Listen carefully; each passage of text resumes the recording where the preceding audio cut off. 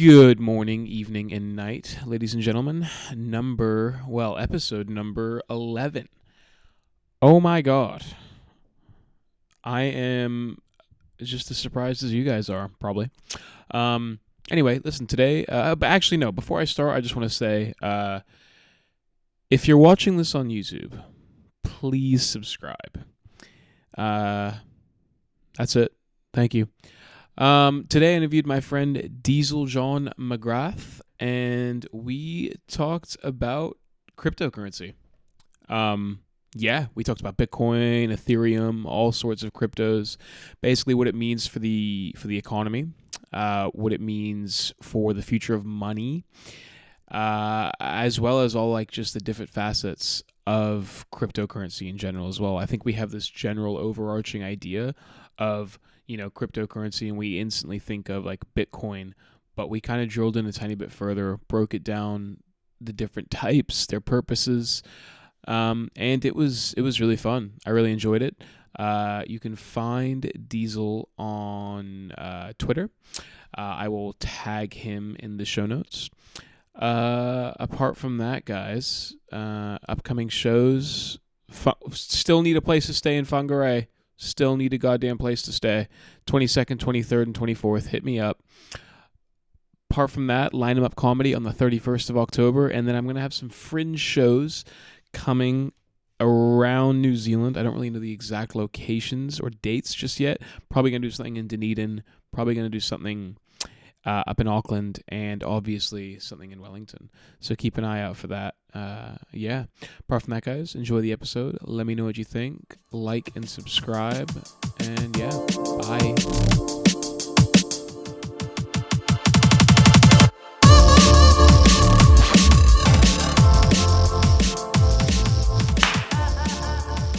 We're live, baby. Hey. Welcome. Hello. So, Diesel. Yes. Who are you, man? Who am I? Good question.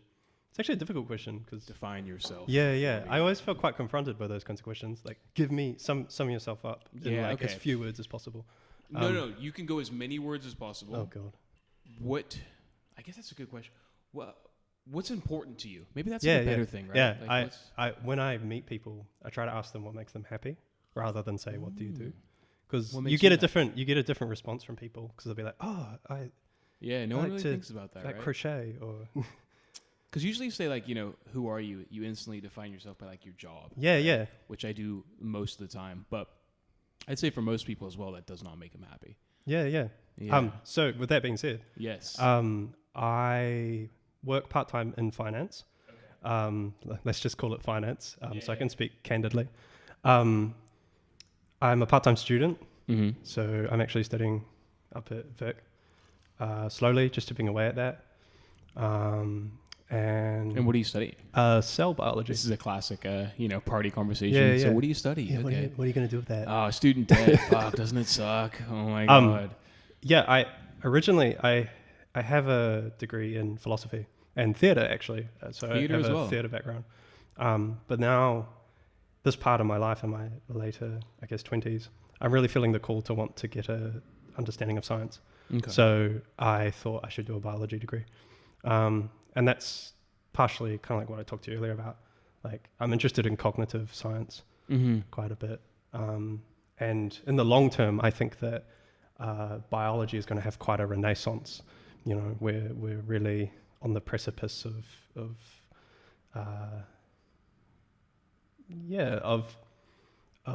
applying what we know about software to life itself and to programming matter to the way we want it to go. Right. Can you explain that a tiny bit more? I'm not smart, man. I'm just learning. Yeah. So I guess the obvious one is the Human Genome Project, right? We got the human genome, and that was actually quite a while ago. That was 2003, I think. But learning, and this is why I'm learning about it as well. So I'm also in a similar boat. It's I'm learning about this because I'm interested in it. Sorry, can you get that mic? Oh yeah. Yeah, there we go. You can hear it, dude. Yeah, crazy. Yeah. All right.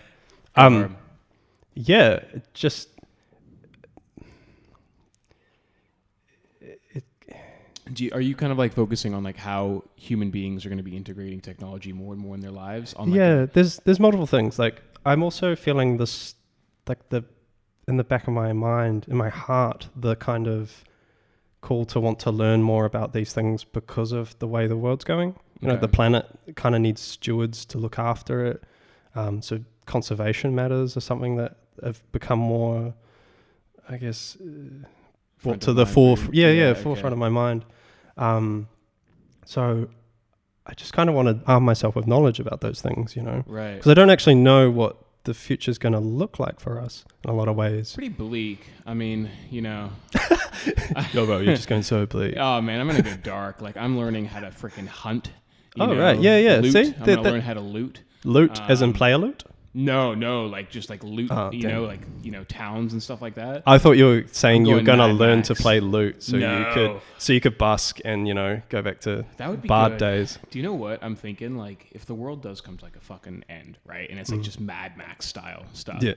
I'm pretty screwed because like I do admin and I tell jokes. You know what I mean? Like I have no skills. For sure. That's kind of why I was going back to studying. It's like, man, my skills, they feel real ethereal. Like it's literally like this made up world. Yeah. And I think that's probably maybe a problem of our generation as well. Like that we probably do have a lot more abstract kinds of skills that maybe don't translate so well to a harsher future, shall we say. Yeah, I think you're to a reality, but at the same time, like, I'm going to diverge from that really quickly. Yeah.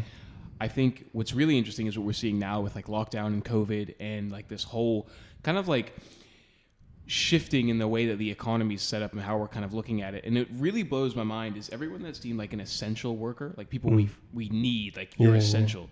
They're just paid nothing. It's like the minimum wage jobs where, and it's interesting because like we put, and rightfully so, but we put higher value on things that require critical thinking versus your physical labor. Yeah.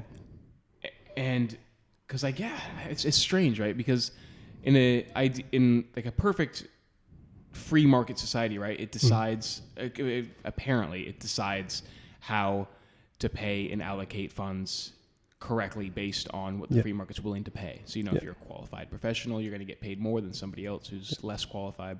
Yeah, makes sense. But it does kind of blow my mind where it's kind of like, I definitely feel like tradies work harder than people in the office. Going back to lockdown, that's a really interesting... I loved lockdown. Yeah, me too. I really enjoyed it. And it's a really, really interesting point of reflection for society here, because we all went through this unique experience. And while it looks like some people really didn't cope with it, and there probably were some awful situations for some families and people, when we were stripped to our bare bones, when we did just have essentials, what was going on? What was happening?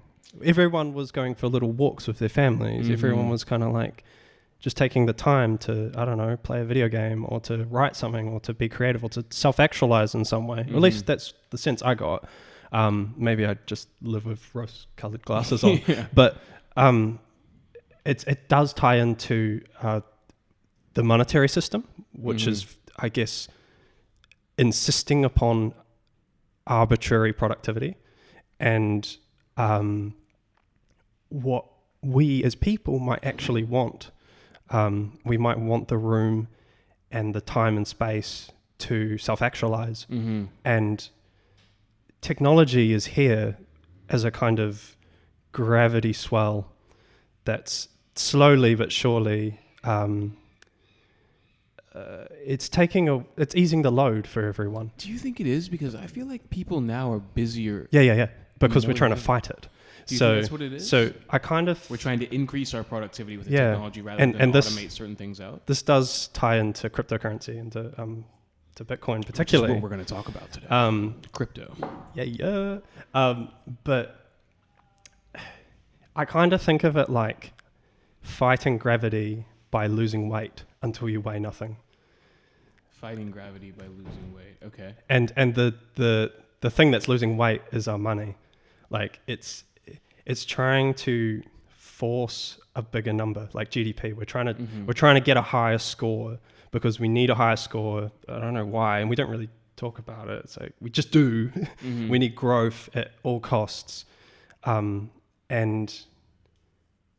is that actually what we want? Like, and with technology that's there to say, hey, like, I can make life, you can have more time. Like, you can do more things now. I think we should let it run its course. And that means deflation, right? So I think that we should let technology take things from us so we have more time. And we need to reframe, obviously, the big dilemma here is that we've carried through the kind of US economic hegemony. We've carried that for the last, 50 years since the end of the gold standard. And now we're kind of, the older generation's on the way out, and the younger generation's coming up, mm-hmm. and our values don't align, and we need our money to align with what's actually happening, and it's currently playing counter to it. So explain what, I guess, how does crypto basically come into that picture? Then? Yeah. How do we get more free time? Yeah. So this topic is quite a lot to say.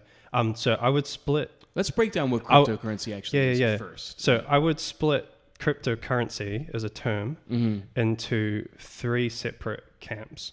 The first camp I would say is just Bitcoin. There is this particular crypto commodity, and I think that a commodity is a better way to frame cryptocurrencies. Okay.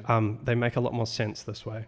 But Bitcoin is its own can of worms, and there's a whole, I guess, philosophy behind the monetary policy there that's playing a specific role to counter what's going on with government central bank policy.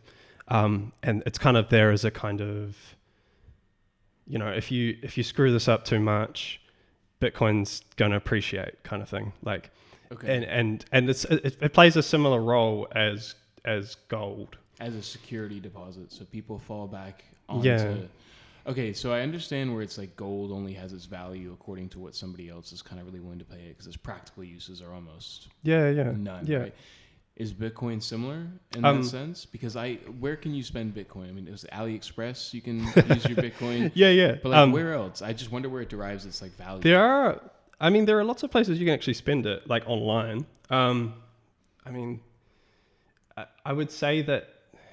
Just once again, get that. Oh yeah. Oh, I keep doing it. No, it's all good. It's my little side tilt. Feel free to grab it if you want. Just hug it. Swivel that thing. Yeah.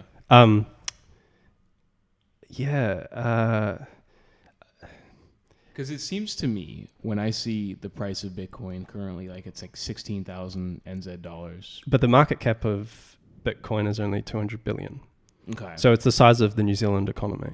Okay. So I see that, and it all just seems like speculative investment. People just waiting, buying for the sake of making money off it rather than like any real practical use. Is that right? Is like a fair...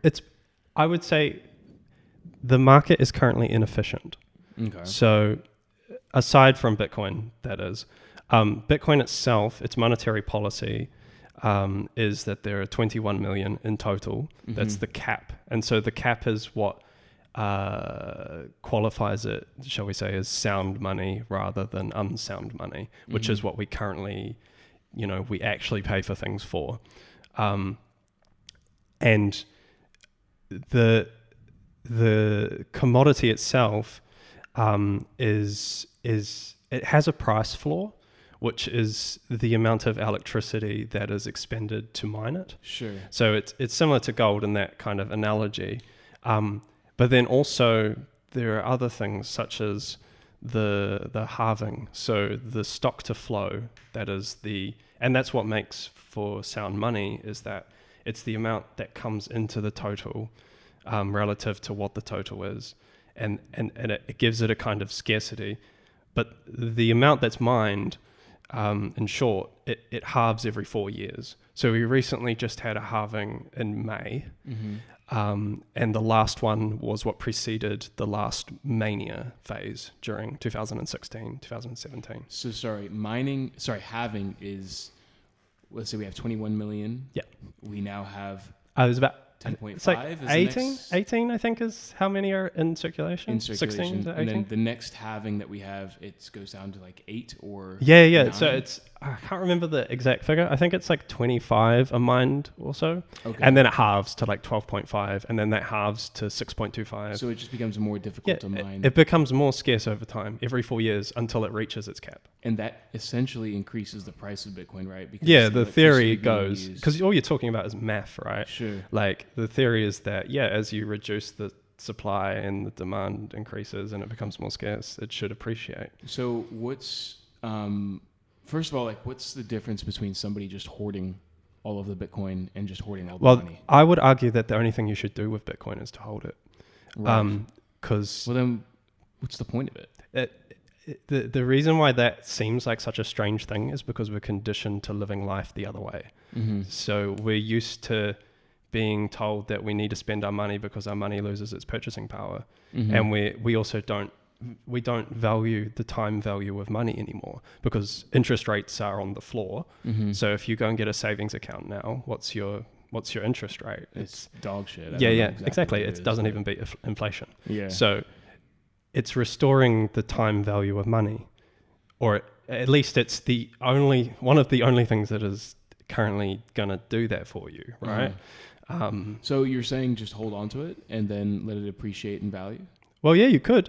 I kind of frame it as it has a specific place in my overall portfolio. Okay. So for that reason, like it's kind of like, it is like gold, right? Like people just hoard gold, like a dragon, like Smaug, like a security deposit. Like it's just hoard it, and if the money keeps going the way it's going, well then it has more value. But at the end of the day, one Bitcoin is still one Bitcoin. It's not. So if no one is spending, and I might probably sound like an idiot right now, but if no one's spending Bitcoin and everyone's just buying it based on speculation that somebody else is willing to pay more for it, there's no value to it, right? Well, if someone's willing to pay for it, then there's a value to it. But there's no practical use, right? There's the ledger, right? The distributed ledger. The value proposition, I guess we should probably dig into this more. It's censorship resistant, which I suppose is a first point. So it's important. I think we're seeing this more now, where governments are overextending, where they're trying.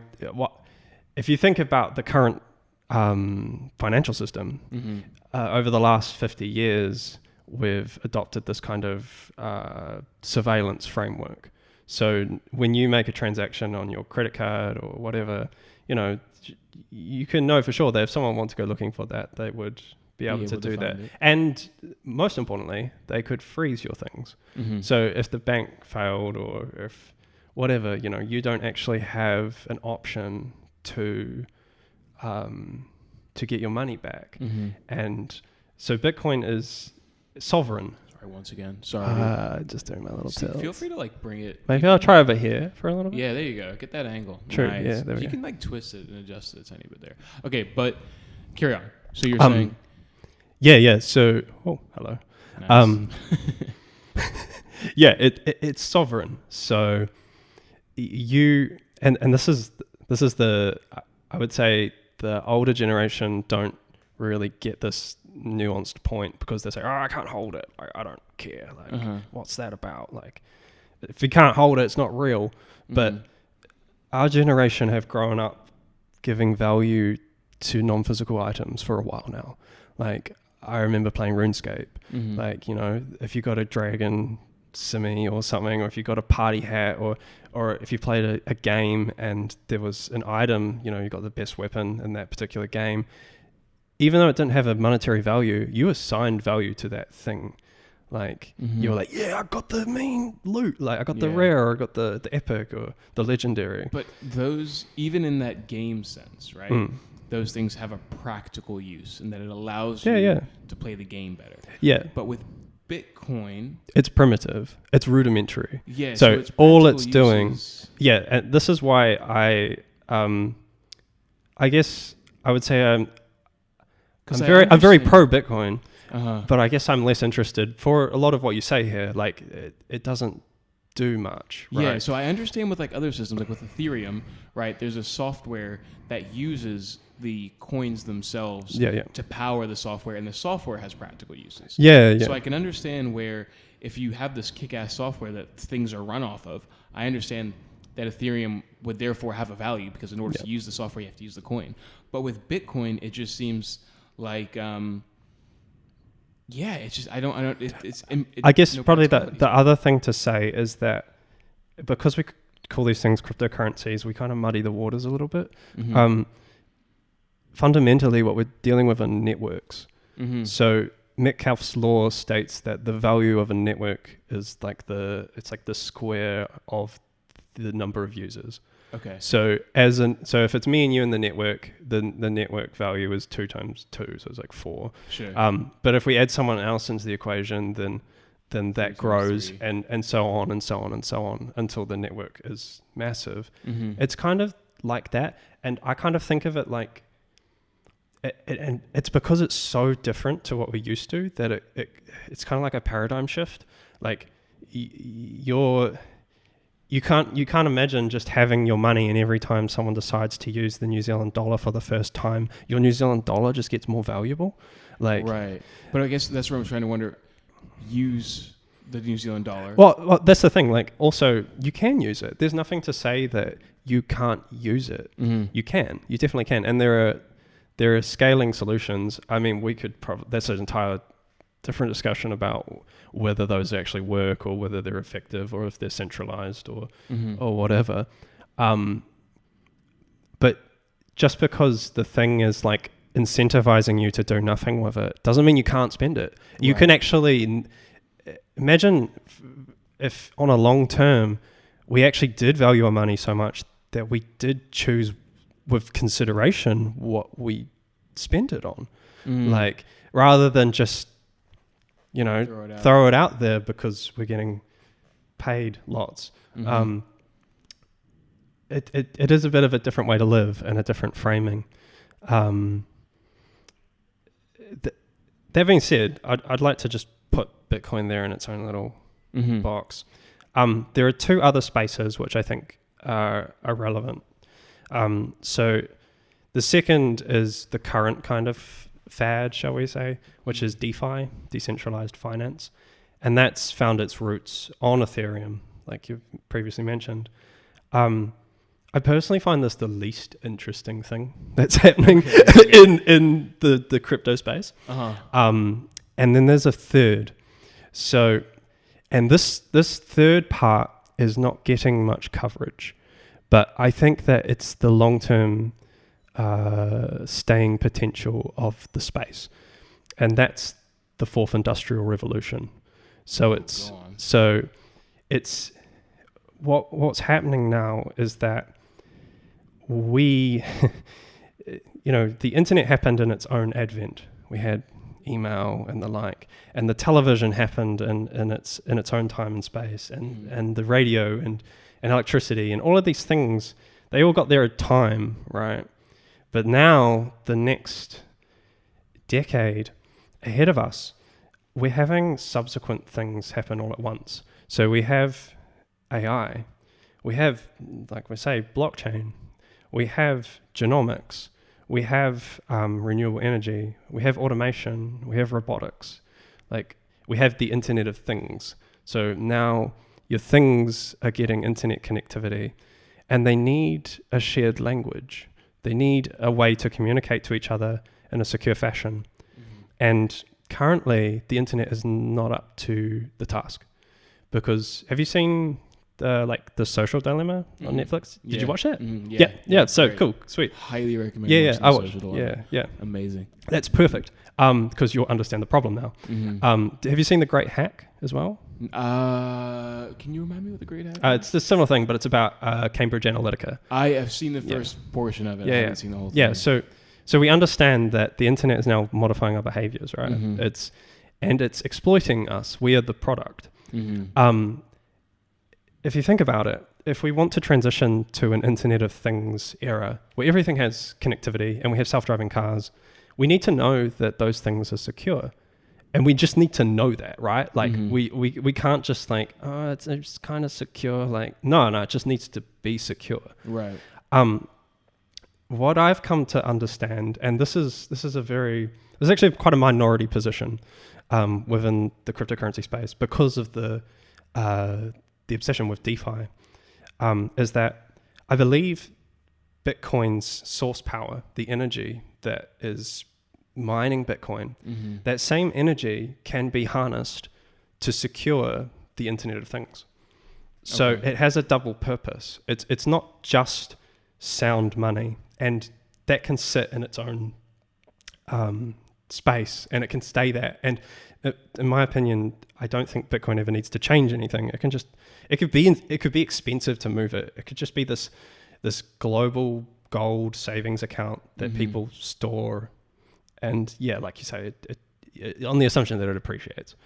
But the second purpose is to take that underlying blockchain and then to leverage it to your devices and to application data and to authentication. So I'm weary of shilling projects of like being like, oh, this coin, you know, like, this next one's like gonna be the next big thing. yeah. But Bahamas I will speak of one project because it deserves to be spoken about. And that project is Elastos. It's currently 1 cent. Yeah. And it is actually it's got crushed quite a bit. But I'll give you a more of a backstory, right? So, I guess, like I said earlier, I understand the world through, as a philosopher, right? Because that's what I studied at university. So when it was 2017, when I first learned about these things, which was the worst time to learn about them because, you know, that was where everyone got crushed. It went to like 33K or something like that at that point, and then it just went straight down. And I got interested in it for the wrong reasons, right? I was like, oh, wow, people getting rich. Maybe I could get rich too. The moment everybody starts hearing about these things, it's like too late, you know? Like the smart money's already gotten in, closed its position. Yeah. But what I found was that whilst that happened, I didn't lose interest. Like most people did. Most people cleared off. But I went deeper. And what I did was I went through a process of combing through every single altcoin and having a really hard... 2,000 altcoins? There are like 6,000 now. So actually, I haven't been through everyone. I would say that I've been through enough of them to kind of... have a pretty good understanding. Yeah. And there are certain questions I ask when I evaluate them. So my investment thesis is if I'm not going to use it for its intended purpose, if I'm just going to sell it for more, then it's not worth my time. Right. Like, and this is where it comes back to this, where I framed it as a commodity. I think that like in the past where we have, to build a building, you need steel, you need wood, you need the ingredients to make some food, or there are resources that we need, the physical resources. I think that the space is going to move towards having specific digital resources. So specific commodities that represent access to a particular thing. And I'll give you a couple examples. So data is a really good one. Like I said, I'm not gonna shill bags, but there's one particular project which just wants to pull everyone's data. So one of the problems right now is businesses can't get an edge on any of the tech giants because they control all the data. But if everyone collaborates and pulls their data together, well, now AI can accelerate at a faster pace. But why would companies band together? They do so in a private fashion, so they don't know who's doing it, or they don't need to know whose data's what. Okay. There's a privacy to compute kind of feature within the protocol. But if you just think of the overall picture of it, right, it's you're setting up a network that incentivizes, and this is this goes back to, I guess, Bitcoin is rudimentary. It's like the most basic form of what an incentive network could be, where it's just people have mined and then they've got warehouses and then they've got mining gear and then they've scaled up and they've scaled up even further and they have these entire empires built on mining. Similarly, there are other incentives, right? There are other games we can play. And so if everyone pulls their data together, well, then we can solve some complex problems if we collaborate. And it's incentivizing collaboration. That I think is the real breakthrough, the long-term breakthrough. Sure. That almost like requires, and it almost requires like a non-biased, potentially government agency, right, to be that middle person that comes in and gets everybody to take all their information, their data, combine it into one for a purpose that isn't purely profit-driven. Yep. And if it's not that, the absence of that, the incentive is profit, which means one company is going to probably not collaborate with another one because it means losing ground. For example, like YouTube might not collaborate with Facebook because it means losing ground to them. Yeah, and this, I mean, I don't really want to get stuck in the weeds on this particular project, but that's one example. Another could be, like another one that is a project is bandwidth. So I run a node on my computer which supplies excess bandwidth I have, and that gets directed to streamers that need, eventually 8K VR streaming on demand. They need that. And so they're creating a content distribution network, and I'm providing my bandwidth to it, so I get compensated for doing that. Right. Okay. So yeah, that's kind of fascinating. Yeah. So that's another example. And you get compensated in the form of like a cryptocurrency. Right. And in this particular case, so I get paid something that on the other end people need to buy in order to request the. So are the other streamers, for example, paying for the excess bandwidth? Yeah. They are. Okay. Yeah. So it would go to platforms in this case. So YouTube, Netflix, whatever. On their back end, they would pay this to get the bandwidth they need. So it's like excess solar. Like if you had a solar panel on your roof and you produce more energy. Yeah, solar is another example. I'm not entirely convinced that solar I think it does, but I'm kind of on the fence. Like, kind of tokenizing energy where you can trade it peer to peer. That is one proposed kind of like. What does that mean? Sorry, tokenizing energy and trading. Well, so if you think about energy now, like you pay a utility company, and they're a they're just they set the price, right? Like, and if we had it so that as opposed to me trying to sell my power back to the company, I could just sell it to you in an open marketplace directly. But that's assuming like you produce enough. Like the companies are the ones producing it, right? Yeah. So it's like your average Joe couldn't, for the most part, wouldn't it just ultimately result in the exact same system that we currently have? A company that has like, you can sell me your energy. Like sell me your, let's say we get to that system where it's like you have like a wind turbine in your backyard. Yeah. Sweet, you can sell it to me for like $15, whatever. Well, in this case, and it's the same with like Meridian. Hey, I'm just gonna hello.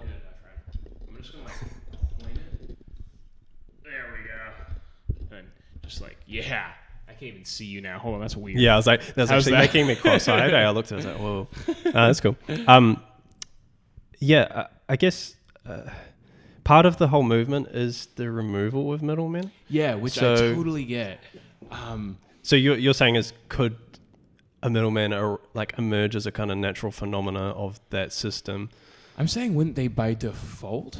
So you need someone to set it up. That's definitely the case.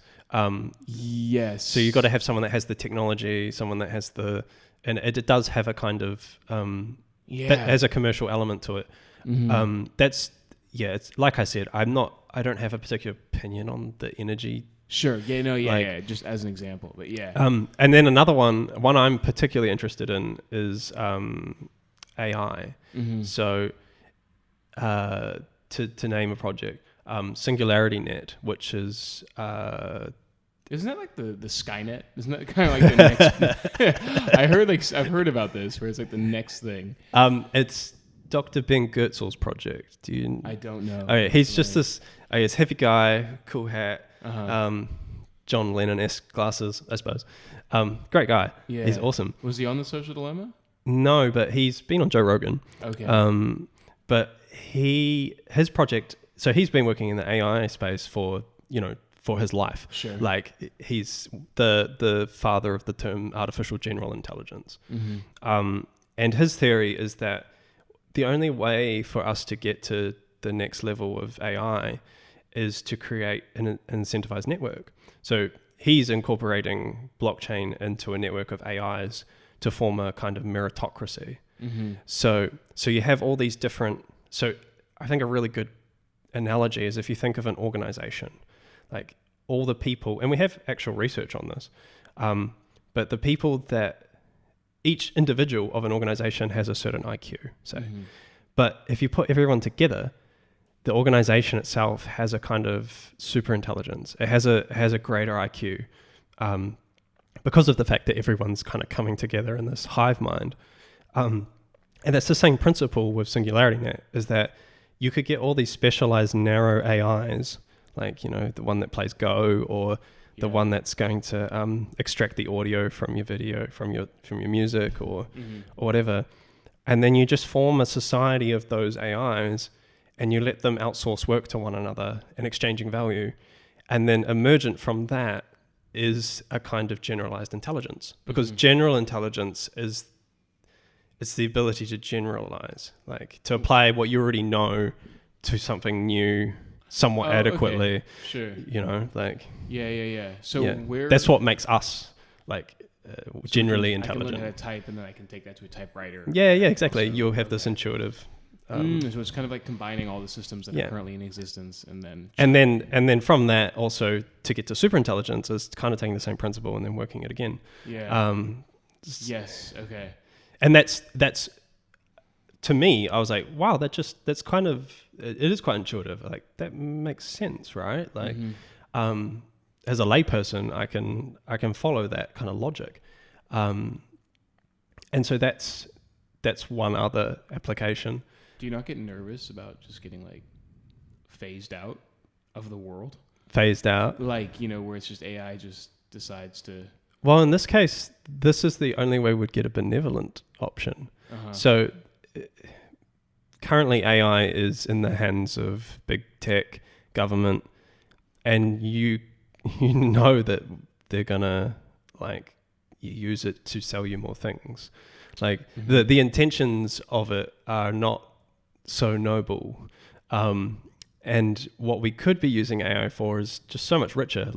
And if you put it in the hands of the people, for people that need it for crops or for weather or for their health or the like, and you make it access to everyone.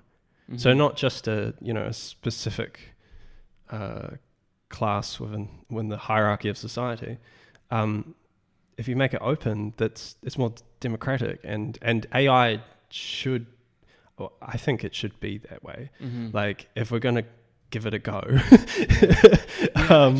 When you talk about the whole, and I agree, it should be. But it also might be. It may very well turn out to be. This is the interesting point of why he's picked this way of doing things. Is it may turn out to be the way to make something generally intelligent. Every other, I guess, centralized body might not be able to actually accomplish it because they don't have the principles right, or laying the foundation correctly. Yeah. So I find that quite an interesting. Is there implied morality in that system? Well, in his case, he wants, because he's very interested in neurosymbolic AI. So he wants to educate it, right, to teach it morality, rather than, because when you think of things like GPT-3, the recent AI that's being released, that's it's convincingly human in what it can produce, but it can't produce any kind of original thought. Those narrow AIs, they're zombies, right? They're not sapient. They're not present. Not self-aware. Yeah, they're not self-aware. Kind of the true measure of yeah. Super. Well, because that would be where you would get well, you'd assume that'd be where you get empathy or sure. a kind of morality and a compass. It's so interesting though, because like morality is really like it's based on the society that you're in, the culture that you're brought up in as well. And I think there's something to be said for just like the balance of chemicals in your own brain. Yeah. You know what I mean? Like, yeah, definitely. Some people are more empathetic than others. Some people just have no empathy and no sympathy. Yeah. I wonder how much that affects whether or not how an AI would operate. Yeah. Yeah, that's good questions. Good questions. Mind-boggling. Yeah. Not for today. Because I guess it depends on whether you're trying to just replicate the human brain in a... Yes. Or if you're trying to create something totally different. Yeah. I'm not sure. But yeah, bringing it back to blockchain. Yes. My point is that there are these separate incentive networks that are being established slowly but surely, that rather than just getting amongst it to flip a token to get some kind of like profit, they actually deliver some kind of real world result. Right. Like that's what I'm really interested in. It's like, what's the thing that's going to add value to my life? And so there are these particular networks, and then there's the smart web, which is the other one I was talking about, which is rooted in Bitcoin. So if you think about your phone, right? A smartphone. What made it smart, if I ask you that? I guess like just the ease of access, how easily I can use it, and I guess like some of the intuition that it has. Yeah. You know, being able to like, hey Siri, and then talk, and then the automation of otherwise complex things. Yeah. So when you had an old phone, right, like with a keyboard, that was a dumb phone. I would say that the differentiation between the two was applications. Okay. So you went from, because on your old phone you would just have a browser, you'd have text, you'd call, and then on your smartphone now you've got the Play Store, now you've got App Store, you're downloading things and you're running them, and the website is now it's packaged in this executable, right? So the smart web is saying the web is dumb too. Like the web is information based, and if you think of email, that was like a kind of rudimentary feature of the initial internet. Like it's a really good, I guess, example. But email was a form of, if you put it under like an umbrella term, email is a form of communication. And then we had, I don't know what came specifically after, but then you had things like video, audio, Skype, then streaming, then online gaming, or it's actually the other way around, gaming, and then online streaming. Sure. And all of these things, they fall under the umbrella of communication. There's different ways to communicate. Sure. With cryptocurrency and with Bitcoin and with blockchain, if we actually think about Bitcoin, its rudimentary is it's just value transfer. It solves a particular problem in computer science, which says that now I can send you a 1 and now I've got 0, and we know that that's the case. It's not like I send you 1 and I've still got 1 secretly. So it's basically, that's the whole point of the blockchain, right? Is it's like a distributed ledger, and everyone can see every single transaction that's ever been done, and so you can track everything. Yeah, is that right? I would argue that is still, and that is the rudimentary. So that's like the email phase. And the smart web is a web of code. So taking the principles of scarcity that have been enabled by this kind of unit of account, we can stretch that unit of account out to code itself. And what is unit of account? So like when I say a 1 or a 0, like when I give you a 1, that's, I'm trying to think of it, what's a simpler way of saying it? Like I give you a 1. Because like going back to that value question, right? It's like, it doesn't, like if we think about it, it doesn't really have value. It's kind of like what we ascribe it, but at the end of the day, it's a 1. Like I'm giving you 1 Bitcoin, sure, and I've got 0 Bitcoin now, and I had 1 Bitcoin. But that principle can be extended. So the scarcity, what we could do is we can extend that to a token that can be backed by something. So you can have the same unit of account principle, but the unit of account is backed by a piece of code. Mm-hmm. So you could have a ebook as like a really, I guess, clear example. Mm-hmm. Because previously, if you wanted to buy an ebook, you'd buy it on Kindle or something, and Amazon will let you read it, right? Mm-hmm. But you don't really own that thing. Mm-hmm. You lease it from Amazon. You've paid money. You've got it there. If Amazon were to, and this is what we're seeing now with things like banning of things and censorship and whatnot. It's like they can decide to restrict access if they want to. It's the same problem that we talked about initially with the bank, right? The bank can decide to stop you having money. Amazon can decide to stop you maybe reading this particular book. But if you had the book itself and you imbued it with this quality, well, then you have scarcity of that thing. So you could have, I could say, I'm going to publish my book, that I've been working on. I only want there to be 10,000. Mm-hmm. And then you have scarcity for a piece of art on the internet. Mm-hmm. And that is something that is near and dear to my heart, because I think that creatives have been shafted on the internet, mm-hmm. right? Like musicians, writers, the like. There's no value there now because everything is free. And so the value is kind of lost. And by restoring that principle to things, we can start to give value to objects on the internet again. So are you saying charge for everything on the internet? Is that kind of what you're getting back to? Yeah. And then I suppose that's kind of part of how you solve the problem. So the social dilemma problem, right? So you are the product. Yeah. So nothing's really free. Mm-hmm. You're the product. How do you fix that? You flip it around the other way. So where we pay for everything and our information is not sold? Well, you make it so that the internet is secure by default. Mm-hmm. So I keep all my cards here in my chest, and I decide who and what has access to me. And this is, don't we kind of do that when we sign the terms of conditions? Do you know what I mean? Like, we sign that away when it's like, we go onto Facebook and it's like, do you accept the following terms and conditions? We willingly, as ill-informed as we probably are, without fully knowing like the implications of, yes, I'm going to give Facebook my information and get targeted ads and get manipulated. We accept that without fully knowing what we're getting into.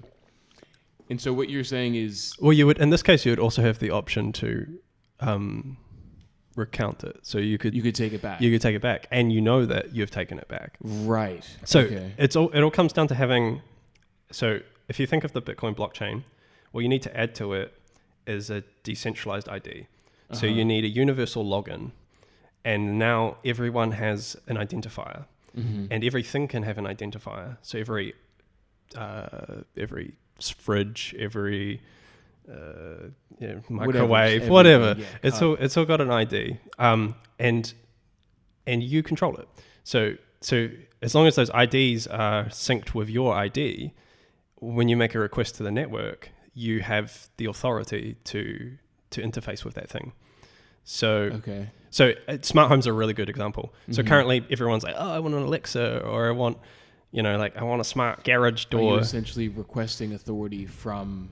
So if you have Google Home, Google Home's the authority for. Well, Google's in your home, right? So Google has control of your garage door. If you and there's a few funny articles where people haven't been able to open their garage doors because Google it's not working. Because every time when I go from my phone to my garage door, there's a request sent to Google server that's coming back to the garage door. Right, and so you're saying don't go through Google? Yeah, I'm saying cut them out. Okay. Like. When you have a home that's smart, do you want Google there, or do you want to have full control of everything? Sure. And do you want to control your space? Creating a decentralized, I get it. Okay. Yeah. Using some form of currency, whether that. In this case, the commodity. So Sure. the commodity is the ability. It's kind of like a native internet currency that you use for assigning IDs to things and to create scarce assets from. Okay, so I get that. So what's to stop, let's say, one company, because you have these huge mines in like Iceland and stuff like that, right? Yeah. What's to stop one company from just hoarding all of the coins, kind of similar to what we currently have, right? Through them processing all of these transactions. Do they just re-release those coins into the market? What do they sell them back to us? And then what do we buy those coins with once we... In the case of the smart web, it's actually got a governance layer. So there's a separate component of the overall ecosystem called the Cyber Republic, which is about trying to establish a kind of digital nation. So in that case, and governance is an interesting area of the cryptocurrency space. Yeah, because the whole point, like, or the big push of the whole crypto space, right, was like lack of government involvement or structure like that. So fully decentralized. Yeah. But it's almost like we're kind of coming to a point now where we recognize that we do. It's gradients. So the core of it needs to be autonomous, and that's why I've said that if I was to take a position in the kind of like overall philosophy of everything, I would consider myself a Bitcoin centrist. Okay. So I think that Bitcoin has its place. I don't think it's the cell. I think it's the nucleus. So I think it's the central point that everything that wants to survive in the long term needs to become symbiotic with. If it doesn't, and this is why I'm bearish on Ethereum. I mean, I'm happy to be proven wrong, but the reason why there is friction within the two communities at the moment is, I believe, because Ethereum is fundamentally competitive to Bitcoin, or it wants to be. It wants to say, nah, I'm money, you're not money, I'm money. And that's confusing, particularly because Ethereum's monetary policy it doesn't cut the mustard next to Bitcoin. Right. And so it's kind of like its abstraction layer is just kind of off. It wants to say that it's a world computer and that it's equipped to run applications, but those applications aren't really applications because they're doing nothing to protect the user's data. Right. And we need that. Like, if we're going to have a next iteration of the internet, we need to solve the problems we're currently facing. Like, we don't just double down on them. So I guess the kind of ties into my next question I wanted to ask you, was the protection of data. Yeah. And I guess security in general. Yeah. The biggest risks associated with buying into cryptocurrency security wise, like, I mean, you've heard stories of guys being like, oh, my hard drive got chucked out and I lost $8 million. Yeah. Is that quite common? And that's a silly question. Regardless, I suppose like common? Early day Bitcoiners, right? Yeah. The security risk to owning cryptocurrency, is it just somebody being able to get your login? Is that the biggest? Well, there's different ways you could have it. So you could just have a private key. You could write it down, or you could put it on a ledger, like a hardware wallet, like a USB. Yeah. I guess part of this is something to be said about Bitcoin, is that slowly but surely, it's like companies are working on custodial solutions, and there's also a what would you say, a divide between what the preferred approach for that would be in the long term. So Bitcoin maximalist types or minimalist types, people that think that the only thing that should ever have value within the space is Bitcoin, they would say that it's okay that I would give my Bitcoin to you if you're going to run a crypto bank, even though I don't hold it. Whereas someone maybe more in the Ethereum community would be like, no, that's stupid. Like, why would we build a space built on decentralization to kind of go, have centralized banks? What you need code that's up to scratch to become a decentralized custodian. And I don't know which one is the way to go. I think that the former would have more kind of like regulatory acceptance. I think the latter's more interesting. Like, I want to see that work. But it is interesting talking or like hearing people talk about that it kind of makes sense though. Some people are like, yeah, I do just trust a centralized body more than I trust a piece of code. My intuition was the other way around. It's like, I would trust education? A piece of code. I feel like that's what, because for me, I'm probably the same way. Yeah. You know, where it's like, when you say piece of code, what does that mean? Like, do you mean like a smart contract, right? Or yeah. I see what you mean. Something that's taking the custody of but then you need to know that code is audited and that code has no bugs, which is unlikely, right? And does that ever happen within like the? Oh yeah, it's a trial by fire because things are blowing up. And do people lose their money in that case? Definitely. Yeah. Does that happen quite often? So let's say I have like 2 Bitcoin. You know what I mean? Does. Like 2 Bitcoin, I got like 36K sweet or 32K, and then error in the code. Well, not on Bitcoin, right? But in other currencies there are. I think a lot of the media tries to blame the underlying technology when those things happen. Right. But it's because often they'll be like, an exchange has been hacked. Yes. And you're like, oh yeah, so what? It's an exchange. You know, like it's not Bitcoin's problem; it's the exchange's problem. Yeah. Okay, like Bitcoin still works. Mm-hmm. Someone just got the Bitcoin. Yeah. So it's not the big. Yeah, I see what you mean. What's the middleman, right? Yeah. And then getting hacked rather than it's a counterparty risk. Yeah, that's interesting. That's a very good point. Yeah, I never really thought about it like that. But yeah, that's a really interesting component of. I would say of DeFi, which I guess like I said, I was kind of like less interested in, mainly because there is the kind of, I try to invest on a like 10-year timeline, right? Mm-hmm. Like I'm more interested in the long game than the short-term profit. Mm-hmm. It's like I'm not going to go chasing shitcoins. Sure. And the distinction that I would actually make between a lot of, so within DeFi, there's this kind of, what would you say, competition to make the most tricked out tokenomics, like to deploy a system that just makes everyone rich really quickly, mm-hmm. like BitConnect. Yeah. And the thing I think is maybe the problem is that, and this is why I said I was bearish on Ethereum, was that phenomena is a product of the architecture of Ethereum. So Satoshi, when they created Bitcoin, had the wisdom to know that you should limit it. Mm-hmm. Because if you make it open like Ethereum, then you're going to get all this kind of Ponzi-nomics going on, right? And well, that kind of turned out to be right in a lot of ways. I don't have any doubt that there won't be specific things that emerge that are kind of like cornerstones. I think that there's room for a securities platform, you know, because a share of a company, there is no other way to like embody it other than to just have a digital representation of it. I think there will be an emergent stable coin that will be backed by a portfolio of assets that will be a good sound money alternative to Bitcoin. Mm-hmm. And I think that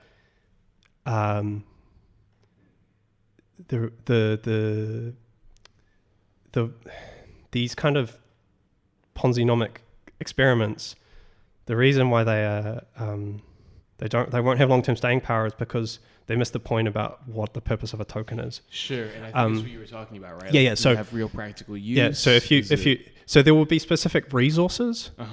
Like another one that's kind of obvious is like compute. Like if there's a project Golem, I think another one called Render, which is like, I need to render this really complex video, whatever. So you make a call to the network and you pay in the commodity and you receive that thing rendered from the network because it's literally like bringing together everyone's raw compute. Sure. That's like a really kind of like obvious So use it's like, case. almost like when you're torrenting as well, right? Like Yeah, there's people streaming, yeah. It's seeding. building off torrenting. It's going from saying, because when you seed something, you're only ever doing that out of the goodness of your heart. Sure. You're doing it so to say that, oh yeah, like of course I'll seed back. But most people are like, no, I don't want to seed. Like turn that off. So when you incentivize, then you're. But then you're incentivizing the upkeep of things. Yeah, that makes a lot of sense then. And so I think that in 10 years' time, it will be somewhat commonplace for your computer to make you supplementary income. Yeah. Like purely on a like crunching numbers basis, like or performing calculations or providing bandwidth or on the cost of electricity, running a node. Right? Yeah. One would hope it would come down, but I guess the world surprises me. You ever thought of like creating like a farm, like a mining farm? Have you mining farm? Yeah. Nah. There are a couple of projects. One I want to run a node for a couple of projects. Yeah. And that's my kind of like long-term goal. Because I'm lazy, right? Can you explain like, what a node is? Like a node on a network. So, okay. So like doing your part as a node to, I don't know how to define a node. Like in physical terms, is it like a few computers chucked in? Yeah, just think of it as your computer, right? So you got a computer and you're one of the computers within the network of computers are helping out with the system. That's doing the thing. Cool. Now, as far as an investment strategy, any tips, any hot takes for the learners? I'll just finish up with what my point was before though. I think the point that's missed within DeFi is that the function of the token is not being utilized as it should be. If we can integrate the token into a piece of code, that's a different thing. And so that opens the potential for, and I'll name a few things.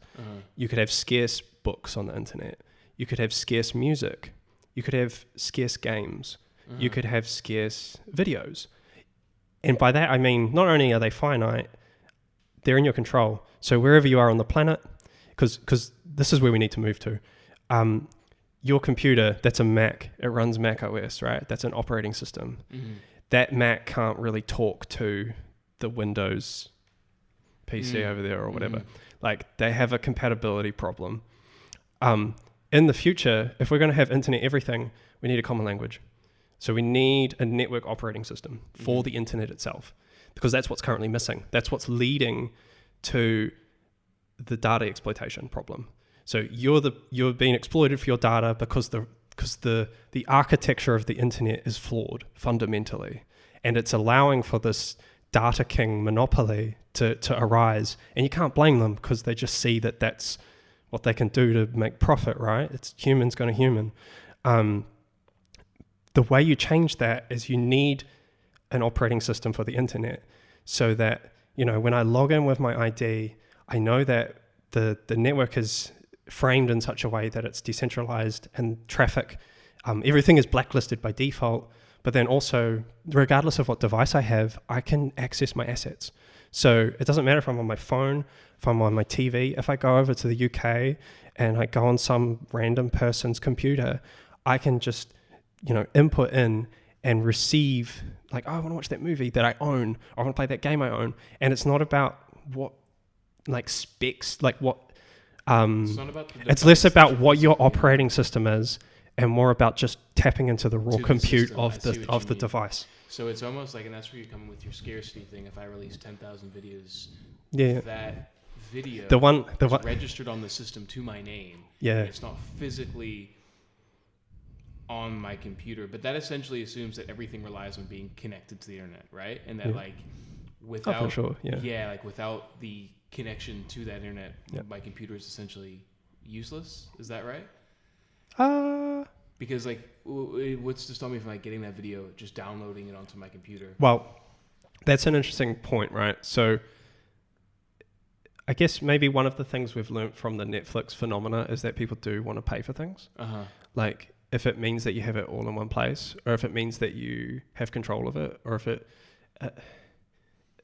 yes, you could do a recording of a video that was scarce, and then you would have a cam of that thing, but you don't own the original. And there would be tied into that asset is the mark of what makes it valuable, and it will have a hash that is relevant to the blockchain. And then when, I guess this is probably like another thing, is that you could also have royalties. So if I put my book on, right, and then I sell it to you, I can, when I publish it, I can set the parameters of what I want. Like currently that's not the case for like publishers, right? Like for writers, you would be at the behest of whatever company is going to publish your work, and they will dictate to you what the terms of that might be, presumably. Particularly with like musicians, you just got to go on Spotify and they're going to take a massive cut from you. And what you could do is like I could self-publish my work, define in code how much I get on every resale. And then when I sell it to you, when you buy it from the marketplace, and then I get a cut, and then when you sell it on, and then you sell it on, and then you sell it on, every time that happens, I get an automated cut. Yeah. From and it's all in the system. That's to me that's a game changer. Like that's a really transparent way of, because transparency is the problem, right? You don't know whether that's really how much you're owed for your music, or you're just trusting that that's what Spotify says, or it almost seems like for the average Joe looking at this though, it seems like there's increased complexity in other things that are otherwise quite simple. Yeah. Oh, that's something I'm real big on. Like the space currently is still nascent. Like it's early days. The only time the everyman will be interested in it is when they deliver something to them, like an application. And there needs to be a way almost to just automate things. And I don't know what that is. Yeah, it comes down to building apps that people want. One that I like, extending on that principle though, one I really wanted to mention, I just wondered what you thought of it, is I thought that you could take that same principle and you could actually apply it to VR. So you could have new forms of art, right? So you could have because you think of games like Dreams or I forget the other name, but you could make a VR world or a piece of art, something that you could inhabit, right? And you could publish that. The code could be distributed across the network. You could tokenize it, and then you could put it up on the marketplace, and then you would have this kind of like private VR scarce space. So you'd be creating new mediums almost, because now, and this sort of ties into people, right? Like someone famous, like a famous artist could be like, I've made a VR piece of something, and like just put it out there. People pay for that stuff. Like we know that non-physical things have value because people do pay for these things. But that, I think of like VR cyberspaces and like the scarcity of being able to do that, like to trade a space or to, like that's a really interesting can of worms. Yeah, it's almost like transcending the physical world. Yeah, and then also like something I would like to do if I had $1 bajillion to make something, I would make an ebook marketplace, and then on top of that, I'd make a public cyberspace that was like a VR library, and so you'd be reading your scarce assets within a VR cyberspace. And you could just send that to other forms of media. What does this mean for like countries that are still so? Do you know what I mean? Like we're good because almost in New Zealand, a huge majority of people have internet. Whether that be connected through your smartphone. I guess I haven't really thought about it. I trust that, like thinking about people like Elon Musk with Starlink, that internet will get to everyone. If it's not there, it will get there. And actually the countries that do not have the current bureaucracy and infrastructure that we have probably seek to benefit from these things a lot more, particularly cryptocurrency, because when your currency stops working, you're more likely to give value to something new than US dollar. Well, yes, that's one way to target it. Yeah. The US. It just seems almost like the capital isn't quite there for, let's say, like a country like Kenya. And it's like we're all talking like, yeah, it'd be great. Kenya's, I think Kenya's probably let's say Liberia. they trade in like cell phone minutes. Is That's a currency there. Really? Yeah. Where people will call and they'll just be like, Well, hey, the minutes on your phone, right, to call. Like they trade in that. yeah. Oh, that's insane. Yeah, it sounds insane really to us no, sitting cool. in a developed country. Yeah. But like I said, like when your currency breaks down, How interesting. And then the you minutes find go new away. ways of. How funny is that? That is cool. So like I can get some food, eat the food, and then I give you like a minute, and that minute is gone. Both those things no longer exist in the world, but a transaction took place. True. Yeah. Yeah, that is wild. Well, people like value all kinds of things, right? Like I remember when I went to Raro, I noticed that people like to trade in like cigarettes and alcohol, you know, like or weed, right? Like weed is always tender. Yeah, right? Like true. Actually, yeah, yeah. I guess that makes sense. 'Cause it's almost like at the end of the day, you're trading time for money, right? Yeah. That's the current like setup we can live in, where it's like I'll sell you my time and I'll get some money, and then I can spend that money on. But yeah, you mentioned investments, right? Yes. And so I guess I didn't really kind of like elaborate fully. I got interested in cryptocurrency because I thought people were getting money out of it. And it's kind of lame, but you know, came for the money, stayed for the tech a little bit. I would say, obviously, I'm not a financial advisor. I'm not an AFA. None of this is financial advice. You don't even have to say anything if you don't want to. No, I like to talk about it. These are obviously high-risk assets. Personally, I think risk is just a synonym for opportunity. Like, and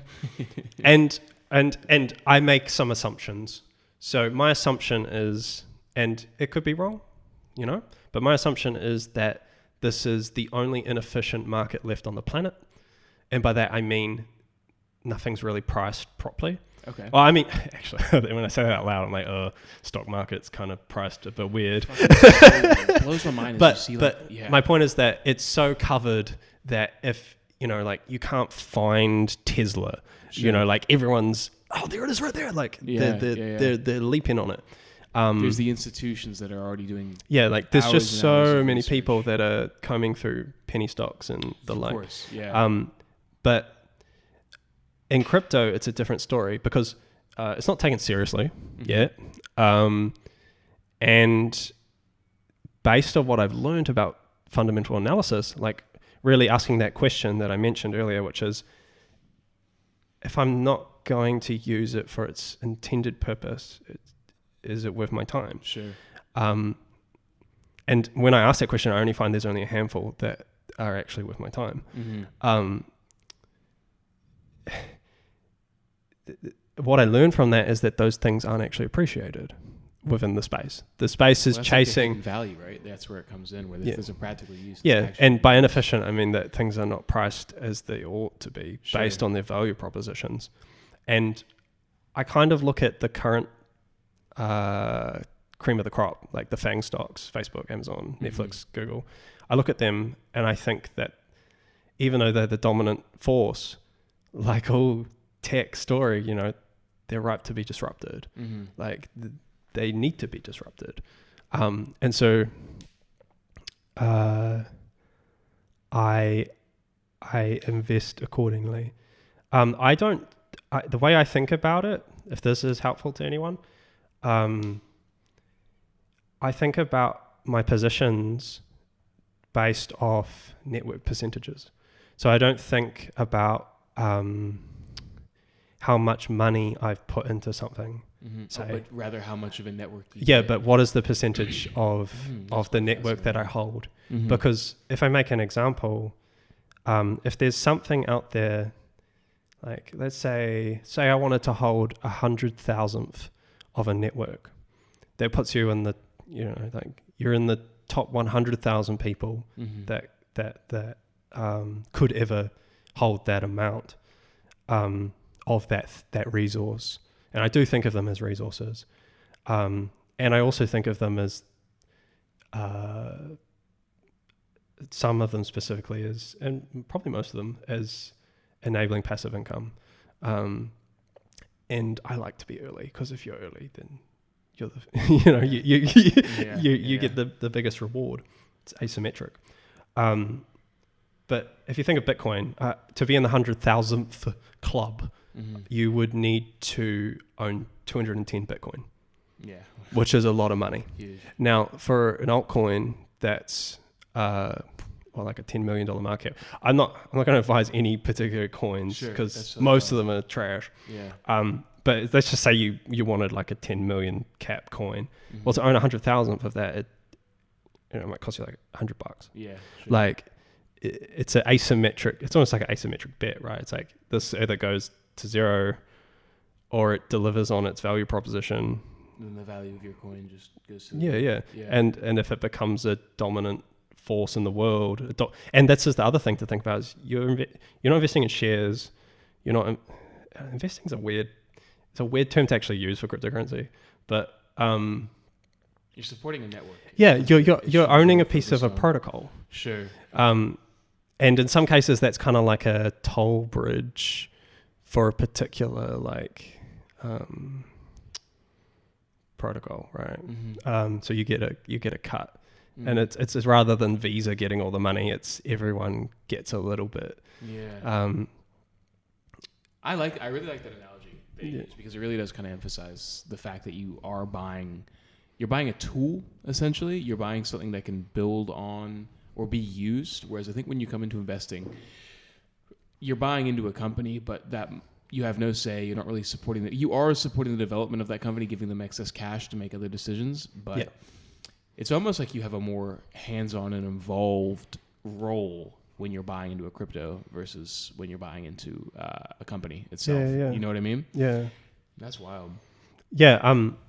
I also don't. I don't hold many. I suppose it's probably another thing to say. Like a lot. I read that, and that does tie into belief. Like I'm driven by my own values. I want to support, and I would do the same thing. And I think this is probably it's probably more common for our generation with investing. We're chasing things that we value. Like we want Tesla to work, right? Like, because we need it to, because it's better for everyone.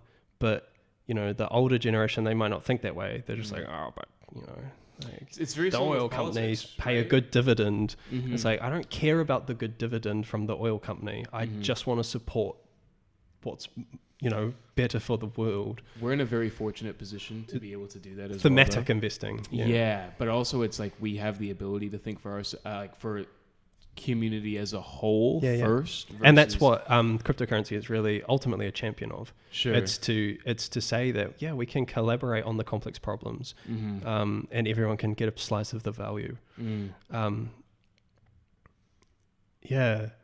It's I think once you get I think you're right, but I think like it's an interesting position to be in, because once you get past a certain amount, once you get above a certain quality of living or living standard, you're able to think about more the wider society as a whole. But when you're below a certain threshold, you really are just like, I'm just trying to survive, just trying to focus on myself, and that's kind of where.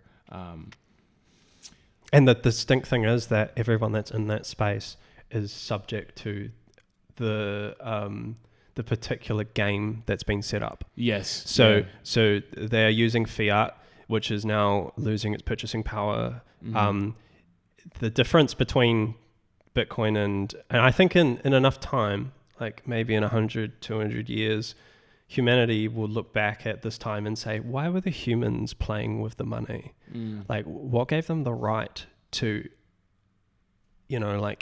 interfere with the flow of things? And what we're finding is that all that interference has really led us to quintillianism, right? It's led to the bloating of things. It's not like things are more valuable. It's just that the money supply just keeps getting flooded. And so now it's all sloshing around, and it's finding itself and propping up these big bubbles. And now in our case in New Zealand, it's like we have basic shelter that is now like an investment. And we keep pushing it, thinking that it can just go up ad infinitum. Yeah. No, I think you're right. I like it. Dude, I got to wrap this up. Oh, yeah, sweet. Anything you want to plug, my friend? Plug? I don't know. Can people find you? Where can people find you? I suppose... If you want to be found. If I want to be found. Yeah, exactly. I guess this discussion is probably relevant to Twitter. I've started trying to use that more. Cool. I intend to write more on this topic. I think... Like through a blog? I don't have one yet, but I've thought about, like, dream-wise, or if you could extract something from me that I suppose I do, is like I write. So I need to start working on that more in my own personal time. Trying to write a book on the side, so that's awesome. Yeah, it's we'll get you on when you write the book, and then we can properly plug that. Well, that's a good like good incentive. Yeah, incentives. Yeah, exactly. But I guess Twitter user is Chromesthete. And how do we spell that? CHROMESTHE.